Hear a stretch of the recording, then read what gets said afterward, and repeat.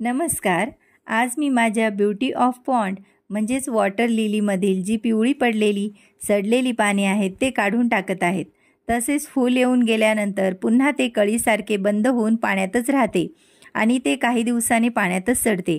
म्हणून ते अगदी खालून देठापासून तोडून टाकत आहे. प्रत्येक पिवळी पडलेली पाने ही तशीच तोडून टाकावी. तसे नाही केले तर ही पाने आणि त्याची देठे पाण्यातच सडतात आणि कीड लागण्याचा धोका असतो आणि यामुळे फुलेही कमी प्रमाणात येतात. म्हणून वेळोवेळी वॉटर लिलीच्या टफमधील खराब पाने काढून टाकावे. पाणी महिन्यातून एकदा बदलावे म्हणजे वॉटर लिलीची ग्रोथ चांगली होऊन फुले चांगले येतात. गुलाबी, जांभळे, पांढरे, पिवळे अशा प्रकारचे वॉटर लिलीची फुले असतात. माझ्याकडे सध्या फक्त पिवळ्या रंगाची वॉटर लिली आहे. वॉटर लिलीसाठी NPK 19-19-19 हे फर्टिलायझर द्यावे. याने खूप फुले येतात. वॉटर लिलीचे प्रोपेगेशन कंद किंवा बियांमार्फत केले जाते.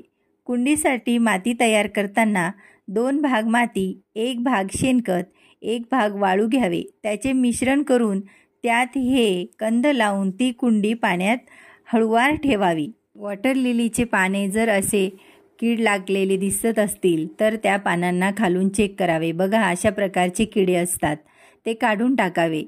पानांना खालच्या बाजूने अळ्यासुद्धा असतात, त्यासुद्धा बघून काढून टाकाव्यात. बघा, वॉटर लिलीमध्ये भरपूर पाने पिवळी पडलेली होते. अगदी खालच्या देठापासून मी ती पाने पूर्णपणे काढून टाकत आहे. नाहीतर या टबमध्ये ते पाने सडतात. 5-6 दिवसातून एकदा नक्कीच अशी पिवळी पडलेली पाने काढून टाकावी. वॉटर लिलीचे झाड कंदांपासून लवकर येते आणि बियांपासून येण्यास मात्र वेळ लागतो. आज बघा, माझ्या या वॉटर लिलीच्या ड्रममधून मी एवढी पिवळी पडलेली पानं सगळी काढून घेतली आहे. आता माझा टब 5-6 दिवसासाठी पुन्हा स्वच्छ आणि सुंदर झालेला आहे.